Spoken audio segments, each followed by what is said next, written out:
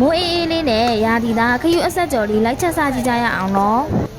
ခယူချက်ဆက်ဆက်ကြော်လေးလည်းစားခြင်းနဲ့ဘိုင်အောင်ဘိုင်နာဖြစ်မှာဆိုတော့လည်းကြောက်တဲ့သူတွေအတွက်တက်ရပြိုးတွေအဆုံးထိကြည့်ပေးသွားနော်အရင်ဦးဆုံးတက်ကဈေးကဝယ်လာတဲ့ခယူတွေကိုအရင်ဆုံးကင်မမယ်ခယူကဈေးကဝယ်လာတဲ့ဟာမကင်မဲ့တနိုင်ချက်လို့မရဘူးနော်ကင်မရမယ်အရင်ဦးဆုံးခယူရဲ့ဘိုက်ကလေးကိုလှန်လိုက်ပါမယ်ပြီးလို့ရှိရင်တော့ဘိုက်မှာရှိရဲ့အဲ့လိုမျိုးအဖုကလေးကိုလက်ကလေးနဲ့ဖယ်ပေးလိုက်ပြီဆိုလို့ရှိရင်တော့ရပါပြီတော့ကြတော့ခယူရဲ့ချီးပေါ့နော်အဲ့ချီးကိုဖယ်မယ်ဆိုလို့ရှိရင်တက်တို့ဒါချက်စားတဲ့အချိန်မှာဘိုင်အောင်ဘိုက်နာတွေလည်းလုံးဝမဖြစ်ပါဘူးစားလို့လည်းအရန်ကောင်းတယ်ပေါ့နော်ခရုကင်တဲ့အခါမှာတော့တကောင်ချင်းစီတိတိကျကျအကုန်ပြောင်းစင်အောင်ကင်ပေးမယ်ဆိုလို့ရှိရင်တော့ချက်ပြီးတဲ့အခါမှာစားလို့အရန်ကောင်းပါတယ်ရှင်စိတ်ရှည်ဖို့တော့လိုအပ်မယ်နော်အဲ့လိုမျိုးအကုန်လုံးကိုပြောင်းစင်အောင်ကင်ပြီးပြီဆိုလို့ရှိရင်တော့တက်တို့စားလေးထည့်ပြီးတော့မှရေးဆေးရပါမယ်ရှင်ရေကိုအနည်းဆုံး6ထပ်ကနေ9ထပ်ထိဆေးပေးရပါမယ်ရေးဆေးတဲ့အခါမှာလည်းတက်တို့စံဆေးသလိုပေါ့နော်တေချာလက်နဲ့အဲ့လိုမျိုးတေချာနဲ့ဆက်အောင်နဲ့ပြီးမှဆေးပေးရပါမယ်ရှင်အဲ့ဒါမှခရုရဲ့အညစ်အကြေးတွေကအကုန်ပြောင်းစင်သွားမှာပဲဖြစ်ပါတယ်အခုလိုမျိုးရေလေးဆေးပြီးလို့ရေကြည့်ရဲ့အထီးရလာပြီဆိုရင်တော့ခရုဆေးတဲ့အပိုင်းလေးကပြီးသွားပြီပေါ့နော်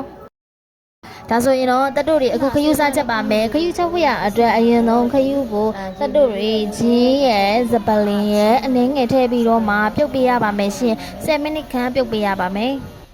ဒီနေရာမှာခရုကအကြာကြီးပြုတ်လို့လည်းမရဘူးပေါ့နော်အကြာကြီးပြုတ်လိုက်ရင်ကြတော့ခရုလေးတွေကမာပြီးတော့ကြော်တဲ့အခါမှာစားလို့မကောင်းတော့ဘူးပေါ့နော်ဝါရတာညောင်းပါလိမ့်မယ်မှချက်ပါပေါ့နော်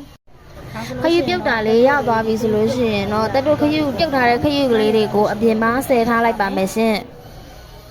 ပြီးရင်တော့တက်တို့ခရုချက်ဖို့စလုပ်ပါမယ်အရင်ဆုံးအုပ်ပူလာအောင်ထားပြီးတော့စီထည့်မယ်ပြီးလို့ရှိရင်ကျုပ်တို့မြူလေးကိုစီတက်လိုက်ပါမယ်ရှင်ပြီးလို့ရှိရင်စနွေးမုံလေးပါထည့်ပြီးတော့မွေးလေးဖြစ်သွားအောင်စီတက်ပေးပါမယ်ရှင်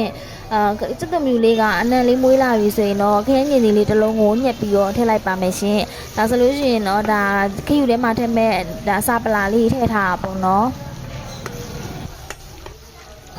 ခရမ်းညင်ဒီလေးအနှဲငယ်နွမ်းလာပြီဆိုရင်တော့ခုနတုန်းကခရုလေးတွေကိုထည့်လိုက်ပါမယ်ဒီနေရာမှာတစ်ဆက်ပြုတ်မိသွားတက်ကခုနတုန်းကလေးတဲ့ပြုတ်ပြီးသားခရုတွေကိုတက်ကဆိုင်းချုံမုံနေပြီးတော့နှက်ထားပါသေးတယ်အဲ့ဒါဆိုရင်တော့ခရုထဲမှာအရသာပိုးလွယ်ပြီးတော့ချက်တဲ့အခါပို့ပြီးအရသာကောင်းတယ်ပေါ့နော်ခရုကလေးထက်ပြီးတော့အနှဲငယ်နေလို့ရှိရင်ငရုတ်သီးမုံခွဲချမ်းမုံကိုသုံးပါတယ်ငရုတ်သီးမုံကလေးအပွားနေဖြူပြီးတော့ကိုဆက်နိုင်အဆက်စားနိုင်တဲ့လောက်ထည့်ပြီးတော့မွေပေးလိုက်ပေါ့နော်ပြီးရင်တော့အရသာမုံတွေကိုကိုလိုချင်တယ်လို့ထည့်ပြီးတော့ချက်ပေးရပါမယ်ရှင်တက်ကတော့ဒီနေရာမှာငပြာရည်ရဲ့